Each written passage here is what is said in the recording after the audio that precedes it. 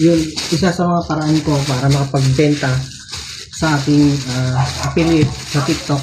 Kahit hindi na tayo maglagay ng yellow basket sa video, kahit doon lamang sa ating showcase, sa ating profile sa TikTok, sa showcase, yan, ay pwede tayong makabenta ng product.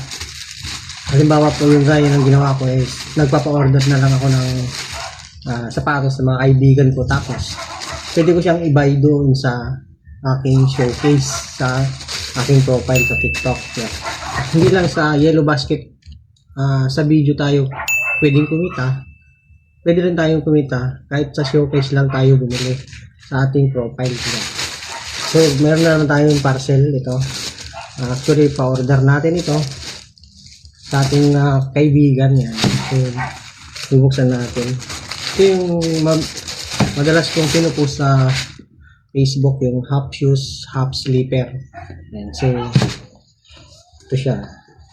Yung sukat naman ito is size 42. Yan. Meron pa pong ibang size.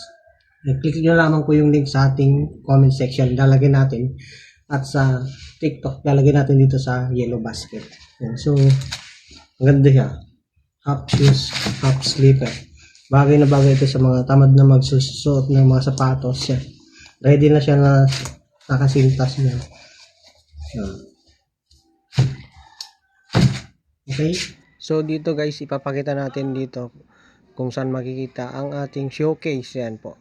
Yan, sa showcase sa ating profile ay may mga naka-add na tayo na mga iba't ibang product. Yan. Yan. Pinutin lang natin yung showcase at makikita natin dyan yung mga product na pwede na nating bilhin kahit hindi na natin siya gawan ng video at maglalagay ng yellow basket sa ating video. Yan. So, punta tayo dito sa TikTok Creator Shop. Yan.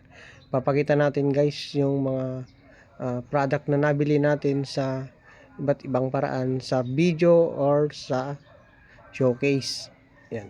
So ang kagandahan lang kasi sa ating yellow basket ay pwede siyang i-share ni TikTok sa iba't ibang account.